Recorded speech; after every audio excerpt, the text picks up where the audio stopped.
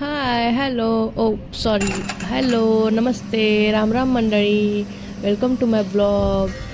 आता गौरी आल्या आहे, सो गौरीचं आपण एकदा दर्शन घेऊया.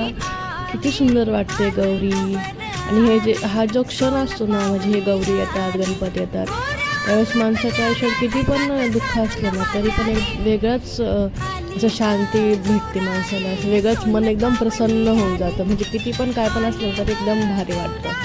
सो गौरीचं दर्शन झाल्यानंतर मी दुपारी जेवण केलं. जेवणामध्ये होतं पनीर, कॉर्नची भाजी, नंतर मी त्यासोबत होतं चटण्या.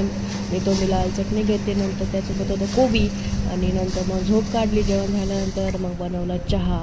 चहा आता सगळ्यांचाच प्रिय असतो आहे. आणि हा माझा cup, Mrs always right. Yes, mister right but Mrs always right. Then मी बनवला चहा.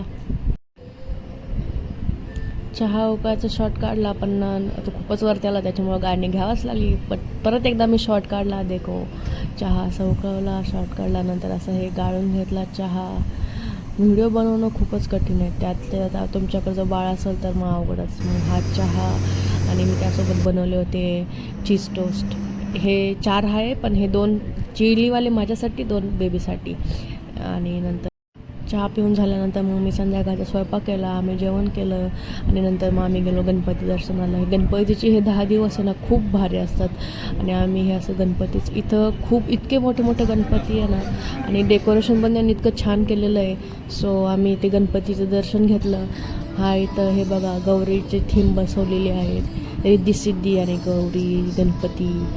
आणि नंतर आम्ही दर्शन घेतलं आणि 4-5 गणपत्यांचं दर्शन घेतलं आणि घरी आल्यानंतर झोपून घेतलं.